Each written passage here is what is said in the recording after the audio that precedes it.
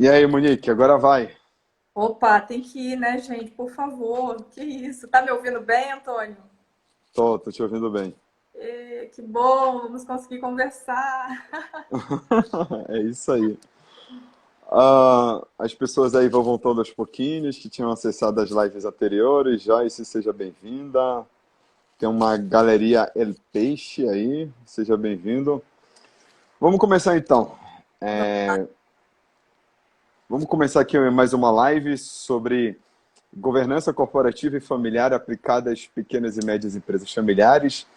É um mito achar que a governança é apenas para grandes empresas.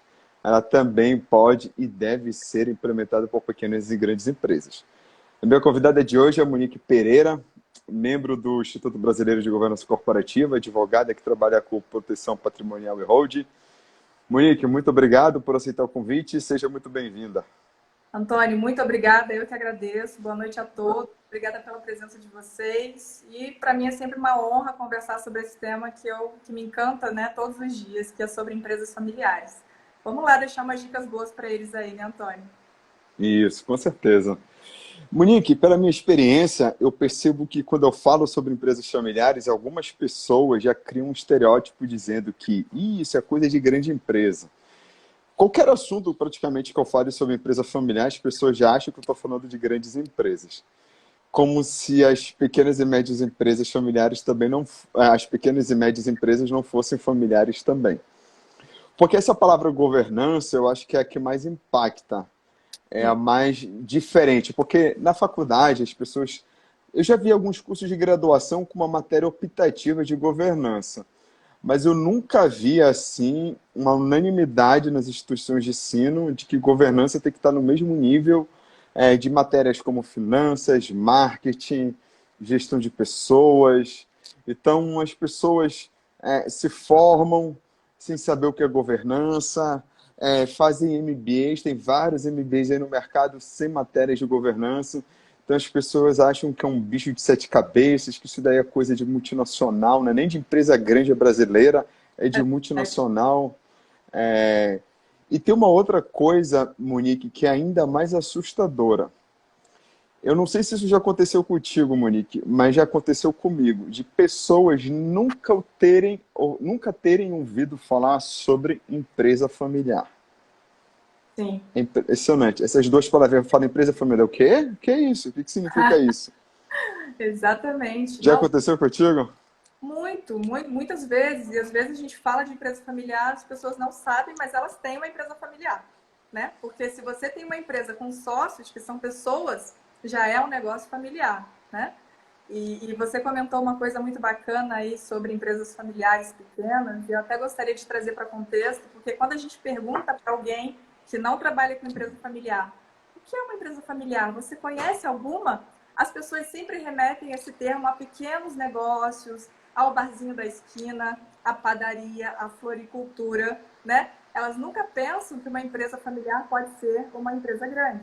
Mas o interessante também é imaginar que 80% das empresas ao redor do mundo são familiares. Então, olha o tamanho da representatividade desses negócios, né? E as pessoas não pensam que o Walmart, o Itaú Unibanco, Nike, Decathlon, entre várias empresas, são empresas Na familiares. bolsa, na bolsa de valores aqui do Brasil, a gente pode dizer que a Lupo, a Gol, a Riachuelo, Magazine a Luiza, Gerdau, a Magazine Luiza, a Gerdau que ganhou o prêmio de melhores e maiores da revista Exame desse ano, é a atual campeã, número um. E empresas que não têm um capital aberto, como a Rede Globo, já disse que a família nunca vai deixar de controlar a empresa nunca vai sair das mãos da família, eles já anunciaram isso. A Heineken é empresa familiar, se a gente for lá para fora do Brasil, enfim, a gente está rodeado de empresas familiares. Se não fossem as empresas familiares, a economia não seria a mesma. Inclusive, elas são as principais responsáveis pela retomada da economia pós-coronavírus. Nós dependemos muito delas e eu acho até que o governo deveria estabelecer, fazer algumas políticas públicas voltadas para esses tipos de empresas. Porque aquilo que eu estava falando no início, eu chego numa pequena empresa, começo a falar de empresa familiar, aquela pessoa que tem uma lojinha na esquina, vende umas roupas, tem um bazar. Essa pessoa ela não faz a mínima ideia de que ela está trabalhando numa empresa familiar, mas ali tem a mãe dela, tem a irmã, tem o pai, tem o tio, o cunhado, a sogra, cachorro, periquito, papagaio, tem um monte de coisa trabalhando ali, mas ela não sabe que existe esse termo empresa familiar, ela ainda não tem essa consciência, ela nem conhece, ela nem sabe que existem outros tipos de empresas, outras formas de sociedade, outras formas de trabalho, e que ela está ali trabalhando no tipo de empresa mais complexo que existe, que é misturar família e negócios não é fácil. E tipo assim, eu atendi uma microempresa, Monique, que eles falavam assim, Antônio Carlos, se bate insônia em todo mundo vem para a cozinha e começa a falar de trabalho 3 horas da manhã e a gente só fala isso, a gente não tem como deixar de falar de trabalho, é trabalho o tempo todo, a gente não se sente às vezes como uma família, apesar de nós sermos unidos, é um sentimento ambíguo, É uma é um sentimento simbiose ali, é uma confuso. mistura entre empresa, entre família, entre tudo, né? Eles não conseguem se descolar do tema empresa em momento nenhum. Impressionante, né? É muito bom Exato. isso. E olha só que interessante, eu estava pensando sobre essa conversa que a gente ia ter, né? O que diferencia uma empresa pequena, uma empresa familiar pequena, de uma empresa familiar grande? E daí eu fiz uma reflexão sobre isso e eu pensei, o que diferencia isso é a vontade de crescer. Por quê? Porque tudo bem você ter um bar e não querer crescer, né? Não querer expandir esse bar. Tudo bem você ter uma loja ali na esquina e querer ser pequeno. Por quê? Porque quando a pessoa funda um negócio, né, ela cria um negócio, geralmente ela tem uma vontade de empreender, de criar alguma coisa, ela tem um sonho. Ela não tem certeza nenhuma se aquilo vai dar certo ou vai dar errado, mas ela tem muita vontade de fazer aquilo acontecer. Então ela dedica muito tempo e muita energia e muito dinheiro para fazer esse negócio decolar. Mas nesse momento, o fundador, o criador, né, ele tá com o negócio na mão dele. Ele sabe tudo, ele faz tudo, de tudo um pouco e tal. Então ele tem o controle do negócio nas mãos dele. A partir do momento que ele quer crescer, expandir esse negócio, a governança já é importante quando ele é pequenininho, mas quando ele cresce, ela é fundamental. Ele precisa se munir de ferramentas, né, e práticas para que ele não precise estar mais à frente do negócio 100%. Ele precisa saber delegar. E para isso ele precisa de governança, que é uma coisa que a gente pode falar daqui a pouquinho, né? Tem muita gente que fala assim, Antônio Carlos, eu tenho uma pequena empresa, mas tem certas coisas que eu não posso fazer, isso daí é coisa de empresa grande, não sei o quê. Ah, mas o meu negócio é diferente, né? Eu sempre escuto isso em cada setor que eu vou trabalhar. Ah, mas o meu setor é diferente, o meu setor é especial, o meu setor não sei o quê, eu escuto de tudo, porque a grande empresa que está ali já está fazendo tudo certinho, isso é coisa de grande empresa, não dá para fazer aqui. Eu digo para ele, eu digo para esse empresário o seguinte: a grande empresa é a pequena empresa que deu certo. Exatamente, Então, isso aí. aquela grande empresa já foi uma nanica, já Sim, foi um negócio assim quase que irrisório, um exato. embriãozinho, e Ele, hoje é um gigante. ele teve que É, começar e pequeno. ele teve que começar pequeno, todos nós começamos pequenos, a gente geralmente se compara com os grandes, é normal isso do ser humano, e a gente acaba focando mais nas nossas falhas, e às vezes ativa a nossa metralhadora giratória culpando os familiares de não ter conseguido chegar naquele nível. Isso daí é um problema muito sério. Uma, uma das coisas que eu mais gosto da governança, porque a governança ela exige uma característica, exige uma habilidade nas empresas familiares, Monique, que é muito difícil da gente encontrar hoje em dia isso bem desenvolvido nas empresas familiares, que se chama comunicação. Na governança, você tem que comunicar muito bem o que você quer, o que você não quer, até onde você pode ir e até onde você não deve ir também. E quando você Sim, tem isso bem estabelecido, você não vai ter sem insônia 3 horas da manhã. Você não vai ter exatamente. essa insônia. Opa, tua imagem falhou aqui para mim, mas a tua voz continua. Beleza, então você tá aí. Então, assim, Monique, eu gosto muito da comunicação, porque você coloca o preto no branco. Oi, Monique, tá me ouvindo? Tá falhando a sua Rede, ou é a minha que talvez esteja falhando? Pronto, agora a tua voz voltou. O mais importante é que a sua voz volte e a gente consiga se manter aqui conversando com o Voltamos? outro. Voltamos? Voltamos, é isso aí. Então, Ótimo. Monique, eu prezo muito por essa questão da comunicação. Por quê? Nas famílias existe um ditado oculto, não se fala, é um ditado oculto que se diz assim: ah, tá subentendido. Uhum. Ele sabe o que eu quero, porque ele é meu irmão, ele é meu pai, então ele já sabe o que eu quero. A pessoa ainda traz as mágoas e rancores lá de dentro de casa para a empresa e ela acha que ela vai ser atendida também por causa dessas mágoas e rancores, não apenas por causa das necessidades e desejos dela, mas também por causa daquilo que ficou mal resolvido lá atrás. E quando você não coloca isso para fora da maneira certa, no momento certo, para as pessoas certas, isso fica aqui dentro, a sua perspectiva aumenta. Só que quando a tua expectativa, melhor dizendo, a tua expectativa aumenta, fica lá em cima, a tua capacidade de se frustrar é muito grande, porque você está colocando a tua felicidade e a realização dos teus objetivos nas mãos dos outros e não assumindo a responsabilidade sobre eles. Quando você coloca isso na governança, você fica muito mais tranquilo e aliviado. Você coloca os pingos nos is, como as coisas devem ser feitas, como as coisas devem ser organizadas, como as coisas devem funcionar. Se acontecer isso, vai fazer aquilo outro. Mas se não acontecer isso, acontecer uma outra situação, então nós vamos fazer outra coisa. Enfim, você estabelece ali diferentes cenários nas várias das ferramentas de governança para que você possa dormir e não tenha essa insônia às 3 horas da manhã. Oi, Monique, tá me ouvindo? Agora tô. Falhou um pouquinho aí? Pode falar, Sim. diga Eu lá. não sei se a minha é a sua, mas às vezes dá uma falhadinha. Sim, exatamente. Você tem toda a razão. A comunicação é o calcanhar de Aquiles das famílias, né? Porque as coisas não são muito bem conversadas e a falta de comunicação gera uma série de más interpretações ou divergências de opiniões que acaba gerando uma série de problemas, não só para a família, como para o negócio, né? Então, isso é realmente um dos grandes pilares do problema das empresas familiares.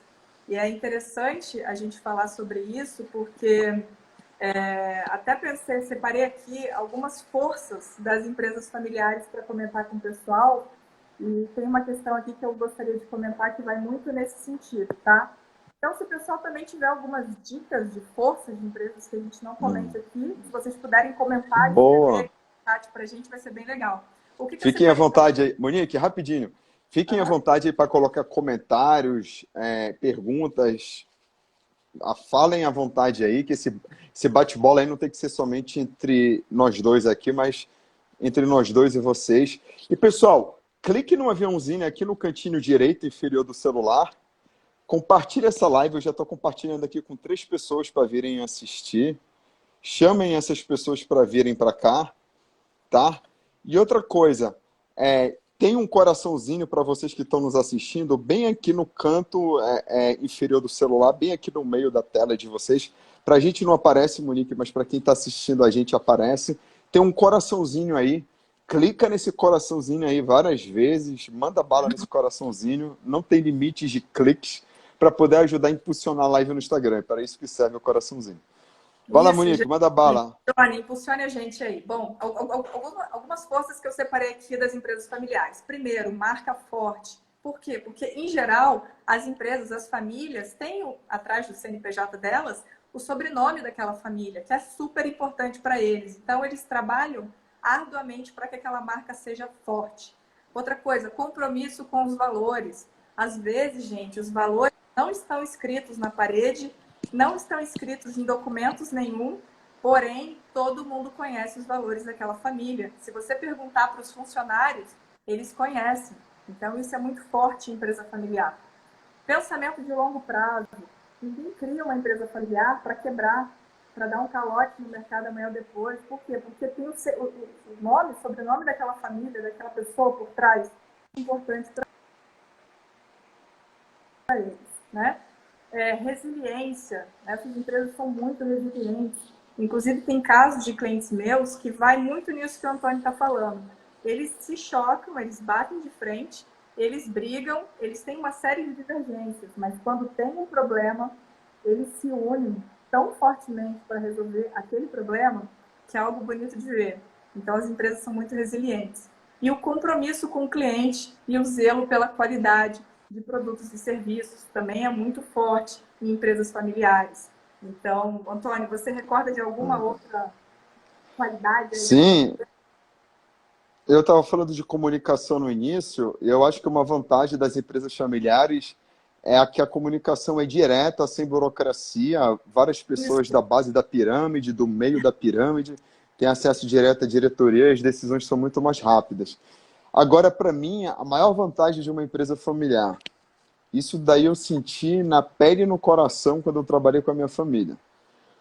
Quando você trabalha numa multinacional, por exemplo, que não é familiar, ou que é familiar, mas você não tem nem contato com a família dona da empresa, porque é de outro país, enfim, você está distante deles, você tem um comprometimento? Você tem. Claro, tudo na vida você tem que se dedicar para fazer. Tudo. Tudo na vida você tem que colocar amor. Só que amor é muito maior quando você está trabalhando para sua própria família. Dizer apenas que você ama o que você faz é pouco para representar a entrega, a intensidade e o comprometimento que eu particularmente eu tinha quando eu trabalhava com a minha família. Então, empresa familiar, não existe aquele negócio de vestir a camisa. É a marca da empresa, ela está tatuada no nosso coração.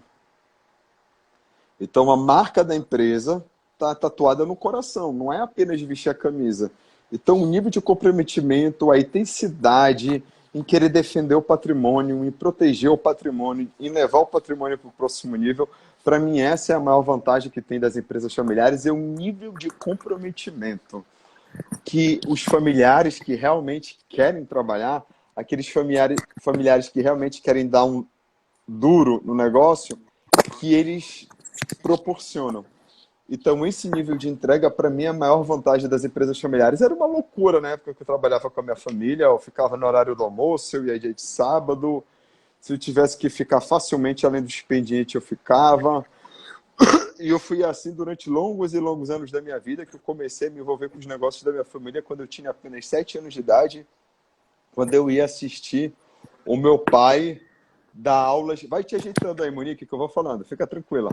Que fica ele, o meu pai é professor de língua portuguesa e eu assistia às aulas dele nos cursinhos pré-vestibulares. Aí, obviamente, eu não entendia nada do conteúdo, mas eu entendia o brilho nos olhos dele, como ele contagiava alunos, funcionários, professores. Então, desde os 7 anos de idade, eu sempre aprendi a ser muito intenso, ter esse coração e essa paixão que o meu pai teve, e para mim essa é a maior vantagem que a empresa familiar tem, é o nível de comprometimento, de paixão, de paixão, tesão exatamente. pelo negócio, que você pode ver isso em empresas não familiares, as pessoas amando o seu trabalho, as pessoas se entregando, mas na empresa familiar é muito mais, nem se compara. Vixe, Exatamente. Nossa, falou tudo. E a gente fez uma. Você participou, inclusive, eu não sei se você lembra, da Patrícia Bentes, que ela é presidente do Conselho de Administração da Companhia Melhoramentos de São Paulo, e ela falou que o que rege aquela família, né, o que faz aquele negócio ser tão valioso é a paixão da família pelo negócio, sabe? Tipo, eles são extremamente enfim, encantados com aquele negócio, sabe? Porque aquilo vem lá de trás, do fundador que vai passando para as próximas gerações. E isso é muito legal, bacana mesmo, muito bom. isso. A empresa é como se fosse um membro da família, mas é um membro especial, que é esse membro que é responsável em sustentar a família, de onde a família tira seu sustento. Então, assim, você tem que tratar com carinho. E às vezes essa empresa nasceu antes dos filhos do dono ou da dona. Então, o dono ou a dona vão gostar da empresa às vezes mais do que dos filhos. E dá para entender por quê, obviamente. Porque você delega, né, Monique, a educação dos filhos para o seu cônjuge. Você pode delegar até, porque você confia no seu cônjuge. Agora você vai confiar no seu sócio, você vai confiar nos funcionários e delargar a empresa, não é nem delegar, é delargar a empresa. Você não vai fazer isso. Então, a empresa é como se fosse um membro da família que você tem que ter carinho, você tem que ter amor e gratidão por ela te proporcionar todo o conforto que a sua família precisa. Exatamente, exatamente. Isso que você falou é muito real, porque quando eu trabalho com famílias, com empresas, eu percebo que é, a empresa é um filho. É claramente um filho. E os filhos têm ciúme da empresa. Você entendeu? Tem, E tem. claramente aquilo ali marcou demais aqueles filhos. Por quê? Porque o tempo de qualidade do pai muitas vezes foi muito investido na empresa. Ele não teve muito tempo para dar atenção para a família durante muitos anos, que ele teve que batalhar arduamente para fazer aquele negócio crescer. Então existe esse conflito aí dos filhos acharem, pô, mas a empresa é um irmão que eu tenho. Eles falam isso com frequência, e isso é muito real, né? Porque acontece na prática, eu ouço todo dia essas famílias falando isso. Monique, é isso mesmo, concordo com você. Assim, quando uma pessoa ela quer abrir um negócio e o empreendedorismo vem crescendo cada vez mais no Brasil, ainda bem que vem aumentando o número de negócios, ainda mais com esses adventos aí, esse advento das startups, novos modelos de negócios, o crescimento da internet, de negócios online, enfim. É muito normal as pessoas quererem um sócio. E geralmente, sócio, você chama alguém que você confia para ser seu sócio. Então, tem alguém de fora da sua família que você confia mais do que uma pessoa que seja de dentro dela? Não, você geralmente vai chamar alguém da sua família, porque sociedade é confiança. Só Exato. que, só que sociedade é um problema sério.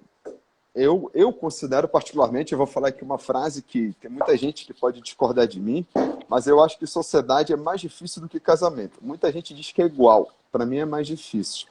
Por quê?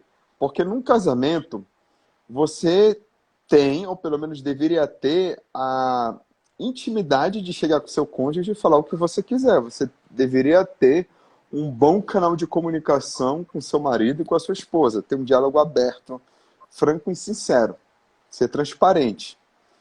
Só que com seu sócio, você nem sempre consegue esse nível de intimidade.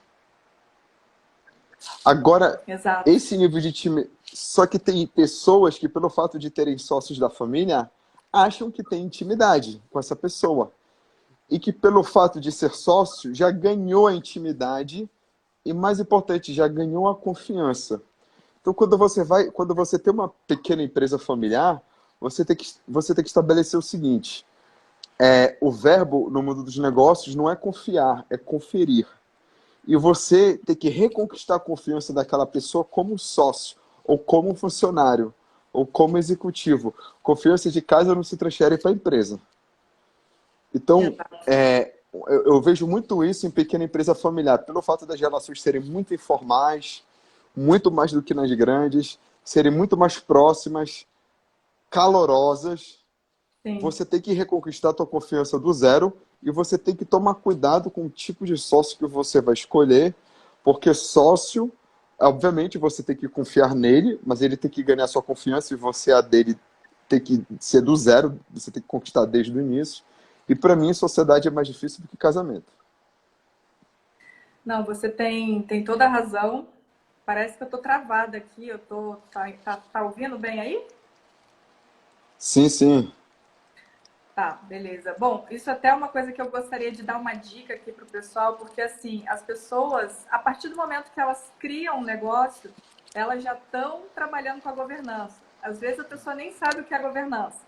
Então, quando você constitui um negócio, constitui uma empresa, a primeira coisa que você tem que fazer é registrar na junta comercial, enfim, dependendo do tipo societário, um contrato social, por exemplo. Mas tem uma dica aqui que é bem importante, que eu vejo o pessoal pecando muito. No Brasil existe aproximadamente 54% dos negócios, né, são um empresário individual ou uma MEI, que é o microempreendedor individual. Para você ter um CNPJ por esse tipo societário é muito fácil e rápido. Porém, existe um grande problema aí.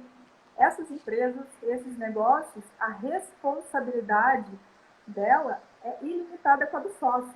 Então, eu tenho um CNPJ, estou lá prestando um serviço ambiental, é uma MEI, cometi algum erro, algum problema, o meu patrimônio pessoal, ele responde diretamente junto com a sociedade. Então, se a empresa não tem patrimônio e eu tenho uma casa, um carro, um terreno, tudo isso pode ser penhorado judicialmente pelo fato de se tratar de uma MEI, tá? Ou um empresário individual. Então, isso é muito importante. Se você quer ter cuidado com o teu patrimônio, cria uma Eireli, por exemplo, né? Que é uma empresa de responsabilidade, uma empresa individual de responsabilidade limitada, porque daí não há essa confusão como tem numa MEI e no empresário individual. Então, isso é uma coisa super importante, para deixar aqui como dica do pessoal, até como governança, tá? Então, muitas vezes a pessoa não faz uma Eireli no começo porque é caro, sabe, Antônio? Você tem que aportar ali, eu acho que é R$ 100 mil de capital social.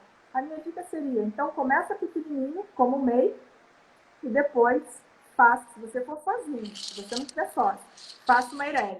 Mas se você tem sócio, faça uma sociedade limitada.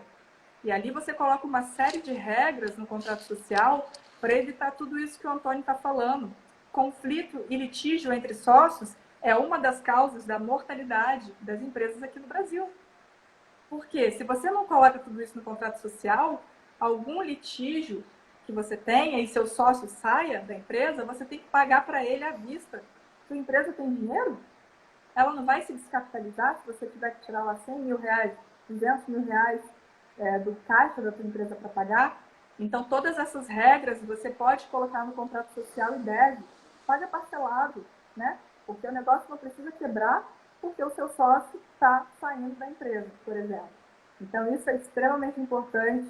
É uma dica que eu deixo aqui para que o pessoal fique atento, porque isso acontece todo dia. O Sebrae fala, né, que 70% das empresas quebram em até 3 anos. E elas quebram pelos mais diversos motivos. Primeiro, falta de conhecimento de gestão, principalmente de fluxos de caixa, e eu bato na tecla, todo empresário tem que entender de fluxo de caixa. Se você não domina essa ferramenta, vai ser muito difícil você ser empresário. Outro motivo para isso é visão de longo prazo. A gente mora num país que tem a cultura imediatista, a cultura do curto prazo. É melhor tampar os buracos da estrada ao invés de reformá-la, porque reformar dá muito trabalho, e só tampar os buracos já resolve o problema, dá um jeitinho aqui. Mas meses depois, os mesmos buracos aparecem novamente, ainda aparecem outros novos. Então aí reforma a estrada toda, aí é o barato que sai caro. Quis economizar lá atrás, vai pagar mais lá na frente. Então, assim, numa empresa familiar, para você não ter que pagar barato agora, para lá na frente pagar caro e pagar muito mais caro. Ah, não, eu prefiro pagar mais caro lá na frente porque minha empresa já vai ter crescido, já vai ter mais dinheiro. Agora eu não tenho muito dinheiro. Quando chegar lá na frente, eu dou um jeitinho. Também existe esse tipo de cultura. Não, quando você chegar lá na frente, não se sabe se você vai estar com porte suficiente para aguentar qualquer tipo de perda que você vai ter. Então, começa a fazer as coisas direitinhas a partir de agora. Por exemplo, eu adoro uma ferramenta que a Monique aí conhece super bem, chamada Protocolo Familiar. Eu adoro essa ferramenta. Porque no Protocolo Familiar você coloca lá o que os herdeiros precisam fazer para entrar na empresa, o que eles precisam fazer para sair. E você fica despreocupado e você fala para eles que quem manda na empresa é o Protocolo Familiar. Basicamente é assim, falando no mais curto, simples português. Porque você aí não se desgasta. Fala que o protocolo familiar é um conjunto de regras, é como se fosse a Bíblia da família, e você espera que cada um dos membros da família colaborem e se comprometam com as regras que estão ali. É claro que é importante ouvir os familiares, envolvê-los na elaboração do protocolo familiar, isso daí é muito legal. Então, envolva-os. O Sebrae, ele fala muito dessa estatística, essa estatística do Sebrae ela é muito famosa, até porque grande parte das empresas familiares quebram com menos de 3 anos de vida por causa de conflitos familiares. Eu estive, inclusive, no interior do Mato Grosso, semana passada, ministrando uma palestra sobre conflitos familiares. Eu pouco falei de sucessão e governança. Eu fiquei focando muito em conflitos o tempo todo. Então, assim, não adianta você ter uma belíssima governança se a tua família vai jogar para cima os documentos, vai rasgar, inclusive os contratos e documentos jurídicos, e o comportamento não condiz com aquilo que está escrito. Então, é um trabalho muito sério. que você precisa envolver a tudo e a todos, saber se ter um pouco assim de jogo de cintura nesse momento, porque eu já vi familiares dizerem assim, Monique, nós somos unidos, a gente não vai ter nenhum tipo de problema. Mas quando a gente senta para conversar sobre os assuntos, as coisas começam a vir à tona, mesmo em famílias que são unidas. Então, assim, Exatamente. vá precavido, vá com atenção para a mesa de negociação com seus familiares em relação a esses assuntos que você precisa discutir e vá muito bem assessorado. Inclusive, peraí, eu acabei de lembrar de uma coisa aqui, Monique, foi falar de ir muito bem assessorado. Eu tenho um trabalho de mentoria que eu faço para empresas familiares, tanto para fundadores quanto herdeiros de empresas familiares. Quem tiver interesse aí, eu ofereço uma sessão de mentoria gratuita para quem estiver assistindo a nossa live. Me manda uma mensagem lá no direct até às 11h59 de hoje e eu vou oferecer essa mentoria gratuita aí para as 3 primeiras pessoas apenas que tiverem, as 3 primeiras pessoas que me mandarem mensagem. Então, fica aí esse brinde aí para vocês, essa cortesia. Porque o problema é muito sério. Tem empresa familiar que diz assim, não, a gente dá conta de fazer tudo, a gente sempre deu um jeitinho, a gente chegou no nível que a gente chegou fazendo tudo sozinho.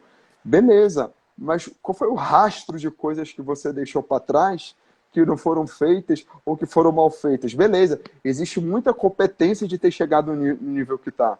Muita competência, muito trabalho duro, muita dedicação. Mas também muitas coisas foram deixadas para trás. E cada vez mais conflitos sendo Foram guardados negligenciados, para. né?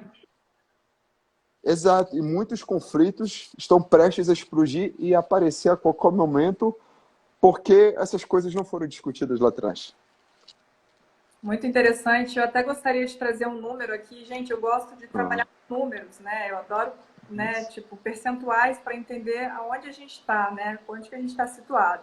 Eu vou trazer aqui um número do Instituto Brasileiro de Planejamento Tributário sobre as micro e pequenas empresas, que é o foco aqui da nossa conversa de hoje. Então, esse estudo, ele constatou que 17% dessas empresas não resistiram ao primeiro ano de vida. Imagina, pessoal, 12 meses elas morreram, 45% desapareceram em 5 anos e 87% morreram antes de completarem 20 anos. E a idade média das micro e pequenas empresas brasileiras é de apenas 9 anos.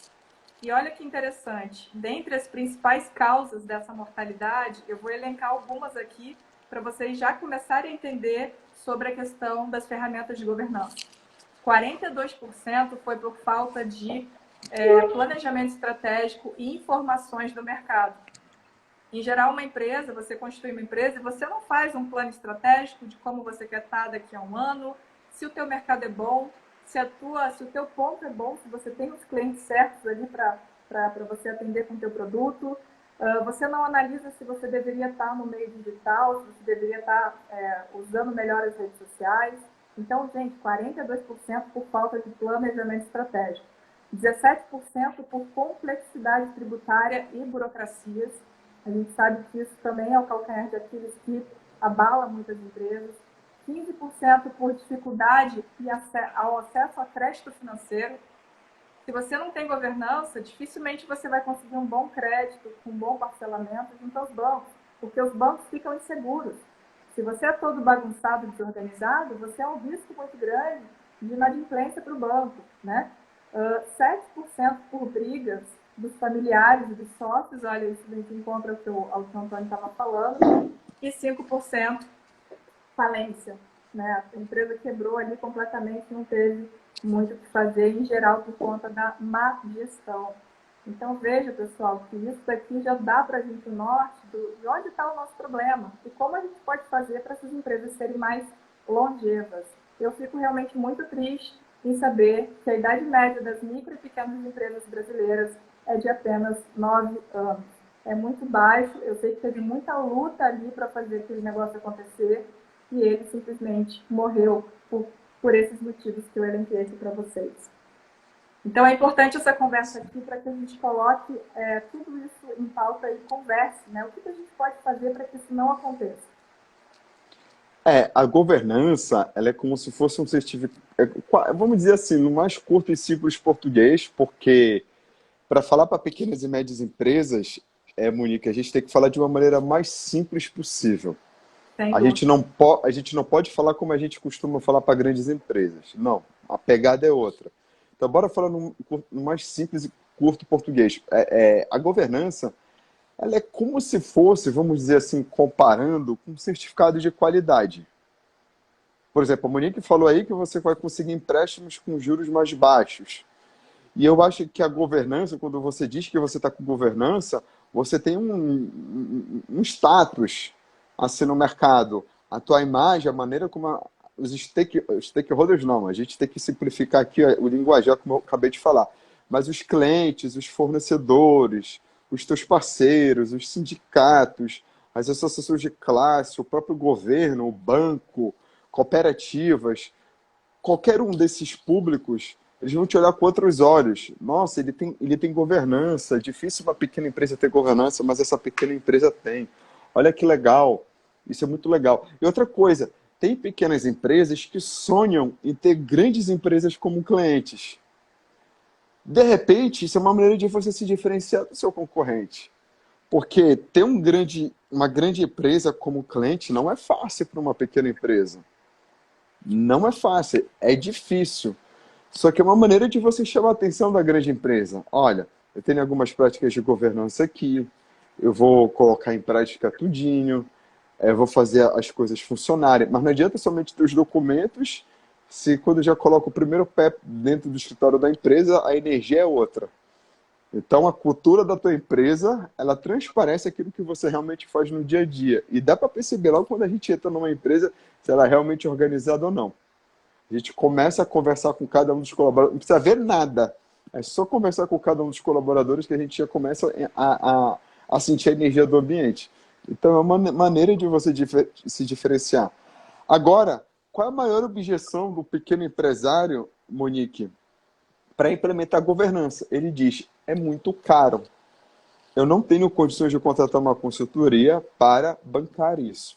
Bem, existem consultorias e consultorias. Tem consultorias que realmente não fazem para pequenas empresas, tem aquelas que fazem para pequenas empresas e cobram um preço muito alto, e tem aquelas que fazem para pequenas empresas e cobram um preço baixo.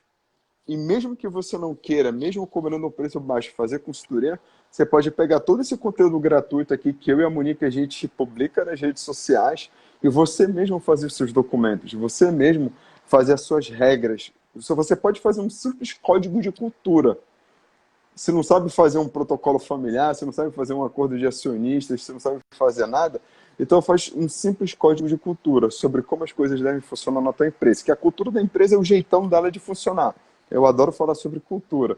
É o jeitão dela de funcionar. Então você mesmo fazendo isso, você já começa a ter ali algumas práticas iniciais de governança. Mas eu quero ser muito pouco. Isso é muito insuficiente. Eu sou mais perfeccionista. O feito, mas aí eu digo, o feito é melhor do que o perfeito. É melhor você ter alguma coisa do que não ter nada. É melhor você começar de um jeito do que não começar. Pelo menos vai te trazer alguma segurança como empresário.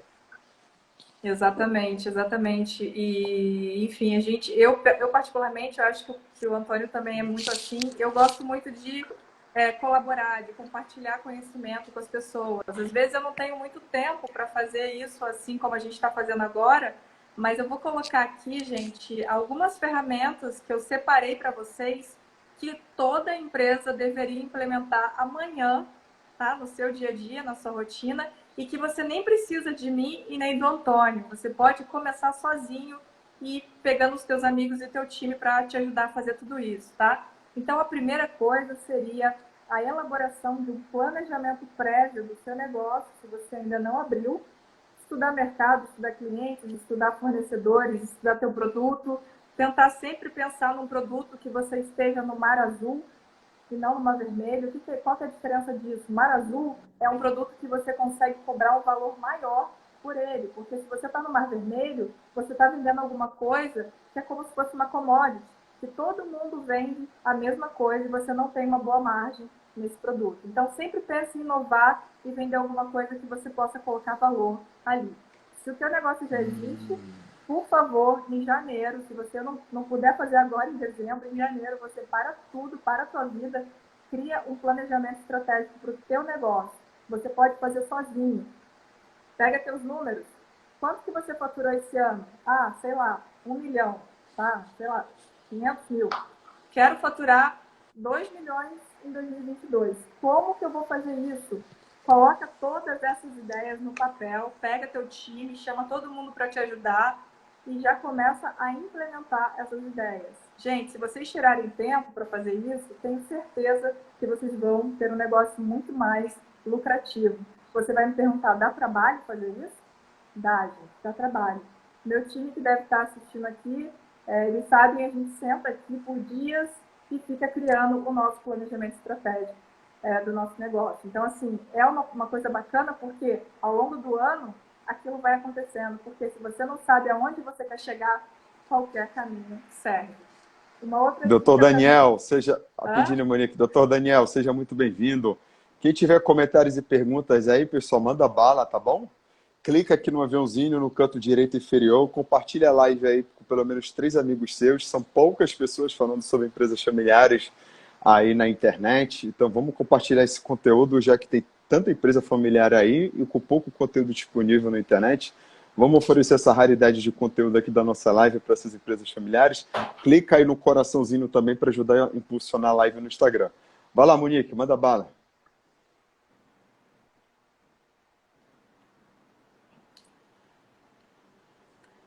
Oi, Monique. Eu acho que a internet da Monique falhou. Deixa eu fazer uma Maravilha. observação aqui enquanto a Monique volta. Bom, uma outra dica que eu Oi, diria Monique, tá para vocês voltando que é já? super importante. Faça um contrato para tudo. Tá, isso é muito formal.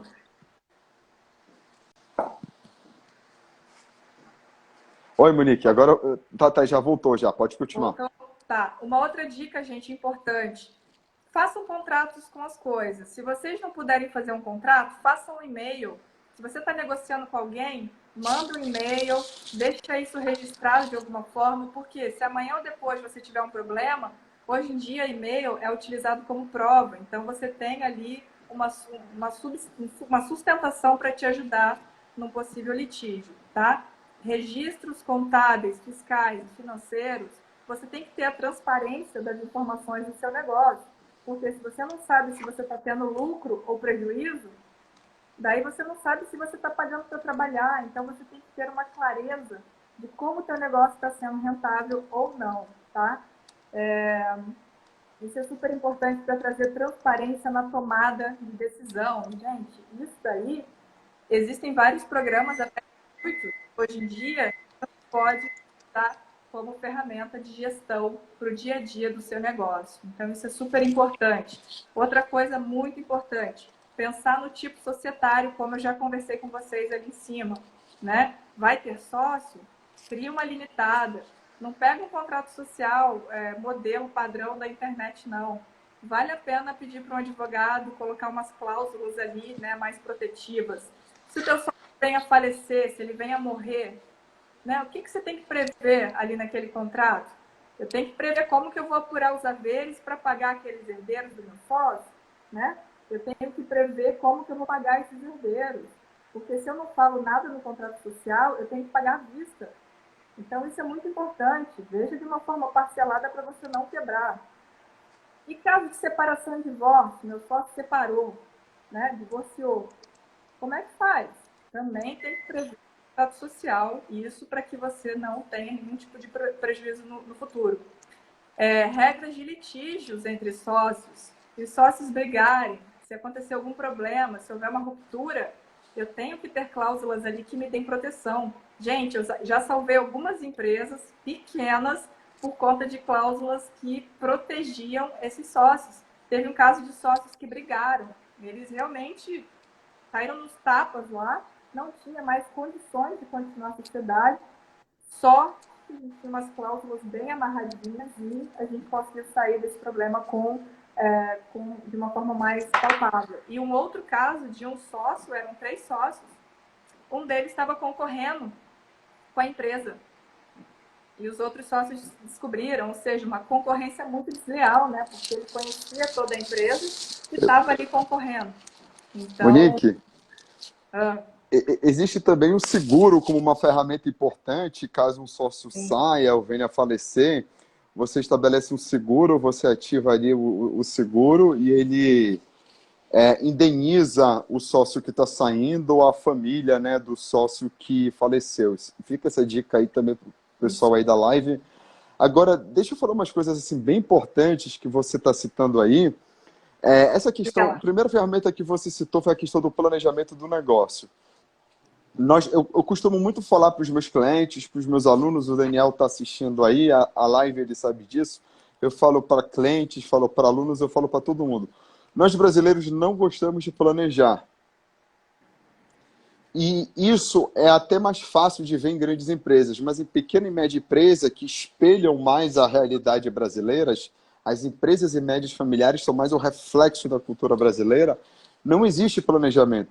O brasileiro é assim, vamos começar fazendo, no meio do caminho a gente vai dando um jeitinho, a gente vai ver como as coisas estão funcionando, e assim a gente vai. Gente, é como se você fosse pegar a estrada para fazer uma viagem de férias com a sua família. Você está com o carro andando, mas ao mesmo tempo está ajeitando o pneu, ao mesmo tempo está trocando o óleo do carro. Não dá. Você tem que fazer isso antes, como um planejamento da sua viagem que você vai fazer com a sua família. Então, tem muitos empresários, gestores, funcionários que eu vejo dessa maneira. Nós brasileiros somos conhecidos pelos gringos como ótimos executores, mas péssimos planejadores. Se você for ver, o japonês é o povo mais planejador de todos. O japonês ele não erra, ele planeja tudo, tudo nos mínimos detalhes.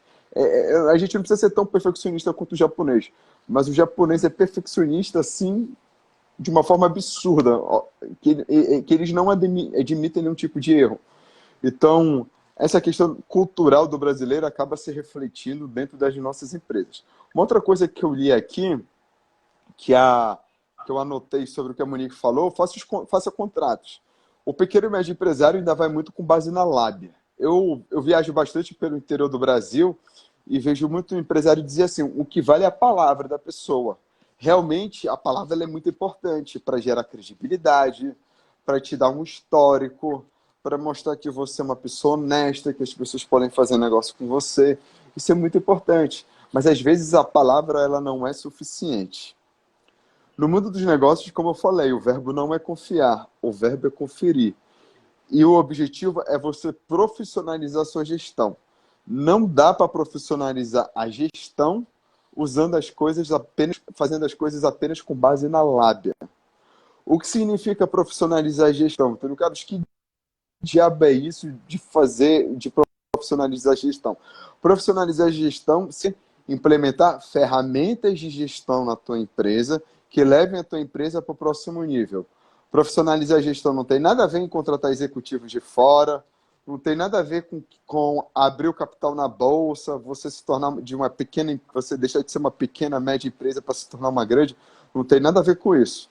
É você deixar de ter uma gestão amadora ou semi-profissional e ser totalmente profissional.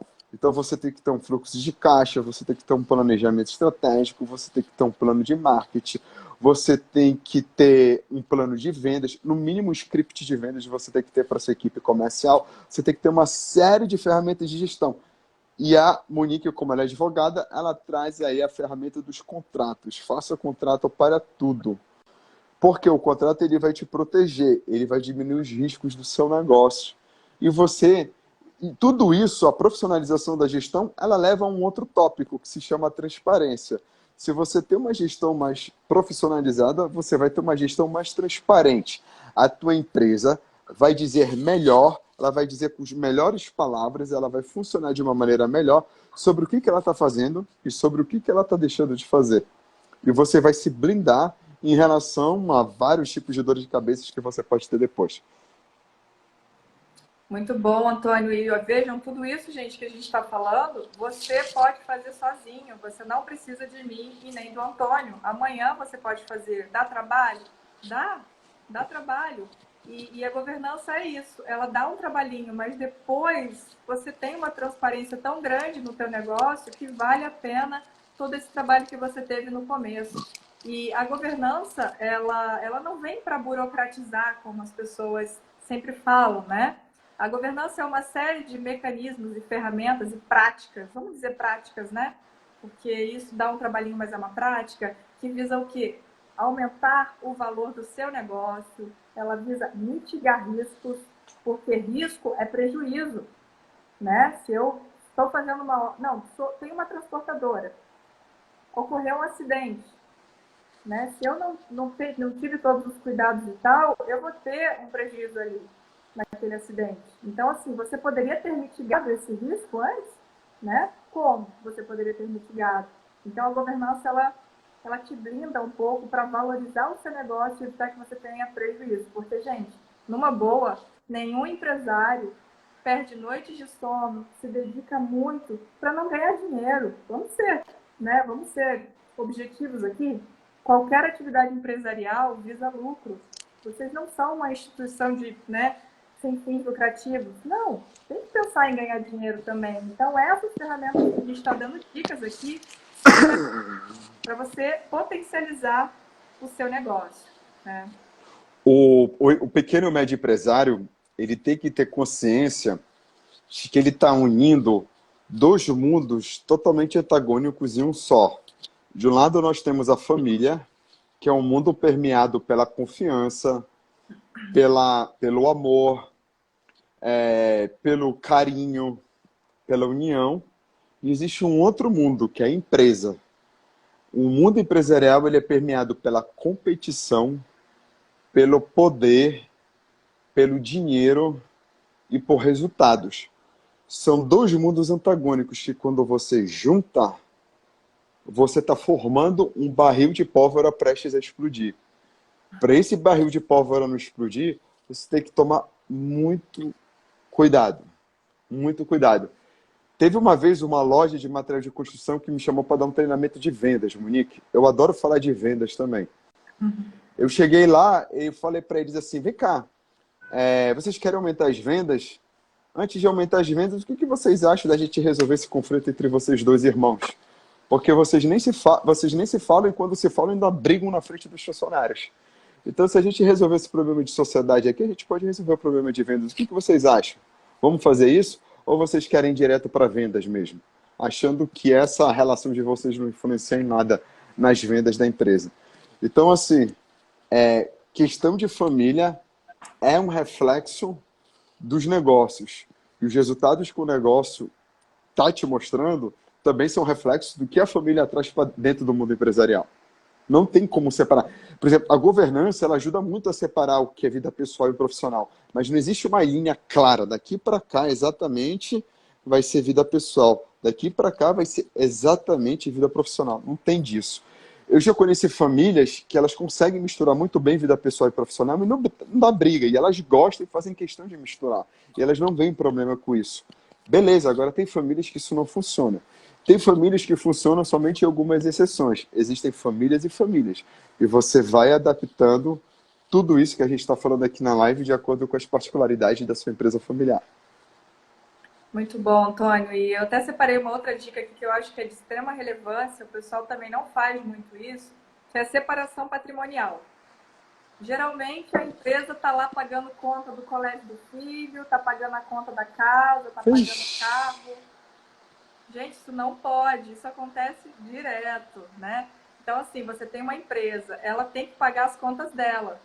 O sócio, ele é funcionário ou não, como é que ele recebe dinheiro? De duas formas. Ou via distribuição de lucros, se a empresa teve lucros, ele recebe distribuição de lucros, prolabore, não, né? Ou ele tem um valor, ele recebe um valor pelo cargo dele. Mas não dá para a empresa ficar pagando as contas dele. Então, assim, a empresa paga ele pelo serviço dele e ele paga as contas dele. Isso é extremamente importante. Você vê isso acontecendo na prática, Antônio, essa confusão? E muito. Alana, seja muito bem-vinda. Bem, demais, demais. É importante um empresário ele ter um prolabore. Esse prolabore, ele é mensal. A distribuição de lucros, ela não pode ser mensal, ela tem que ser trimestral, ou tem que ser semestral. E mesmo assim, você não pode distribuir todos os lucros. O prolabore que você retira afeta os lucros, porque é uma despesa. E a distribuição de lucros, ela vem lá na última linha da demonstração do resultado do exercício. a famosa DRE, essa famosa ferramenta de contabilidade. Porque o que acontece? Tem empresário que vai lá no caixa e pega o dinheiro que ele quer. Entrou quanto aí? Entrou X, eu quero Y. Não, não é saquear o caixa da empresa. Você tem que ter, colabore, dinheiro da empresa é dinheiro da empresa. Dinheiro seu, é dinheiro seu. Então, com o seu dinheiro, você faz o que você quiser. Você está sendo remunerado ali como empresário. Aí tem empresário que diz assim, a empresa é minha, eu faço o que eu quiser. Não. Aí é que tá. Desde quando você cria um negócio, você tem que saber que você está criando uma pessoa jurídica, uma outra personalidade. Por isso que se fala pessoa. E essa, entre aspas, pessoa, ela tem que andar com as próprias pernas dela. Ela tem que ter a vida própria dela. E se você ficar interferindo de acordo com o seu humor nessa pessoa, essa pessoa ela vai ficar saudável ou ela vai ficar doente? O que você acha? É a mesma coisa, o corpo é seu, você pode fazer o que você quiser com esse corpo. Mas se você exagerar, o corpo vai começar assim. Ó, tem dois médicos aí, um médico e uma enfermeira, melhor dizendo, que estão nos assistindo. Então, eu adoro o pessoal da saúde. Se você fizer com o seu corpo o que você bem entender, vai ter uma hora que o teu corpo ele vai sentir algumas coisas. Ele vai apresentar alguns sintomas, você vai ter que recuar. Você vai ter que mudar os seus hábitos. Senão, você vai ter um prejuízo muito sério. Agora, com a sua empresa é a mesma coisa. Se você não cuida, ela não vai apresentar saúde financeira. Ela vai apresentar prejuízo financeiro. Exatamente, muito bom, Antônio. E uma última dica que eu coloquei aqui, que eu trouxe para vocês, que vocês também podem fazer, é formar uma equipe de pessoas para vocês confabularem, conversarem sobre a atividade de vocês. É como se fosse um conselho consultivo, tá? Mas para que você possa ouvir opiniões de outras pessoas para agregar valor ao seu negócio. Isso é extremamente importante, porque quanto mais pessoas pensando diferente, trazendo boas ideias para vocês, melhor. Você pode pegar, por exemplo, o seu contador, para trocar uma ideia. Você pode pegar a tua esposa, que de repente é super empreendedora e ela tem uma boa visão sobre alguma coisa. Um funcionário do seu time que está lá, que tem uma visão de campo boa sobre a atividade de vocês. Pega algumas pessoas e troca umas ideias. Olha, o que a gente poderia fazer para chegar nesse patamar que a gente quer? A gente quer duplicar o nosso faturamento para o ano que vem. Vamos pensar todo mundo junto? Vamos criar um plano aqui de ação? Vamos fazer uma execução disso tudo? Isso, Antônio, eu acho muito importante. Você não precisa criar um conselho formal, mas chama pessoas que você considera que são bons empreendedores ou que têm uma boa visão e faça isso acontecer. Isso é diversidade. Diversidade, hoje em dia, você sabe, é extremamente importante para todas as empresas. O que você acha disso?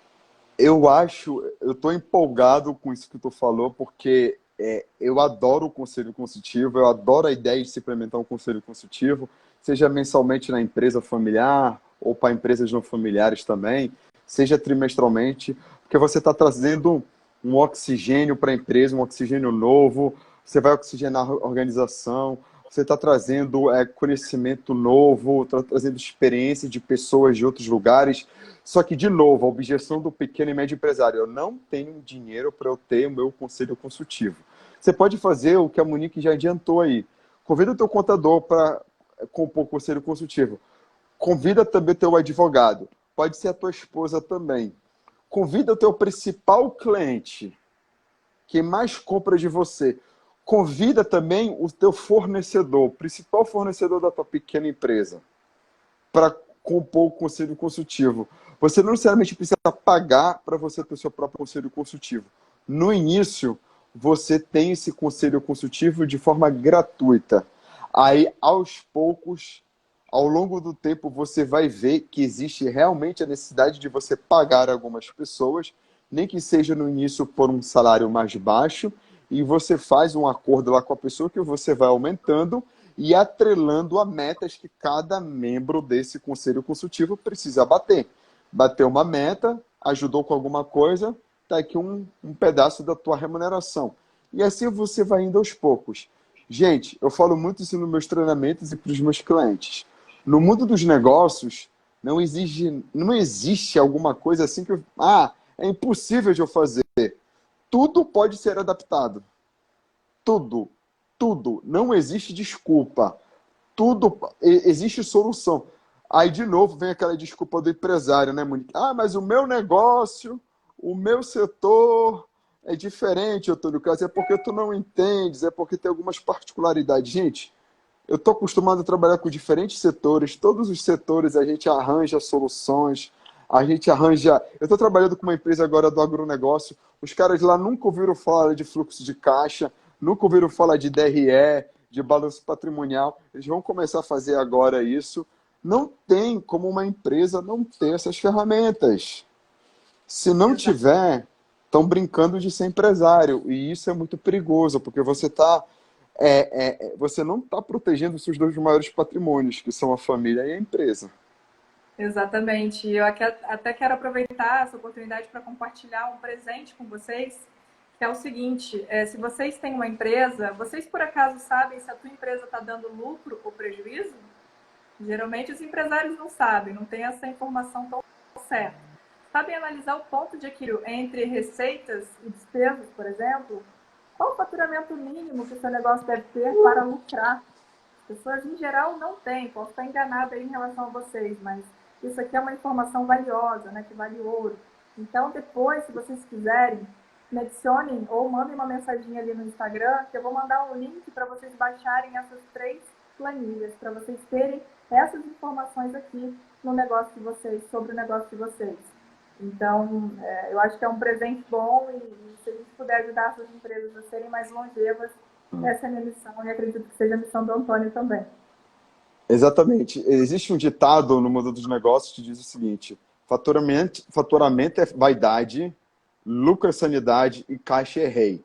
Aprendam a fazer um fluxo de caixa. Nas minhas mentorias, eu ajudo o cliente a entender o fluxo de caixa. Ele não vai elaborar o fluxo de caixa, isso daí ele deixa com o setor financeiro dele ou deixa com a contabilidade dele. Mas é ler, interpretar. Porque às vezes o empresário diz: eu estou dando lucro, lucro, lucro, lucro, mas vai ver no caixa não tem quase nada. Então, Exato. pessoal, isso acontece muito. Então, é isso. Monique, dá o recado aqui final. Eu estou oferecendo uma sessão de mentoria gratuita para as 3 primeiras pessoas que me mandarem uma mensagem lá no direct até às 11h59 de hoje. Vai ser um maior prazer interagir com você e já te dar insights mais do que eu já te proporcionei aqui na live. Monique, muito obrigado por aceitar o convite. Falar sobre empresas familiares é sempre um prazer, é sempre uma satisfação enorme. Eu tenho que controlar aqui o tempo, senão, se me deixar, eu vou varar aqui à noite. Obrigado aí pelo seu convite, obrigado aí pela sua participação, obrigado por ter aceitado o convite. Alana, muito bom te ver aqui na live. Obrigado a todo mundo que esteve presente até o final aqui da live. Faça aí suas Obrigada. considerações finais, fique à vontade. Obrigada, pessoal. Antônio, primeiramente, adorei a conversa, foi muito legal, foi enriquecedora para mim. Eu gostei muito de conversar com você. Obrigada, pessoal. Obrigada pela presença, obrigada por estarem aqui conosco. E eu fico à disposição. Eu acabei entrando aqui de um outro Instagram, porque eu não consegui entrar do meu, mas o meu é Monique As Pereira. Vocês podem mandar mensagem lá que eu vou mandar o link para essas planilhas. Eu acho que é extremamente importante. Se vocês são empresários, façam essa análise, porque para você saber se o seu negócio está dando lucro ou prejuízo. Tá bom, pessoal? Muito obrigada. Boa noite a todos.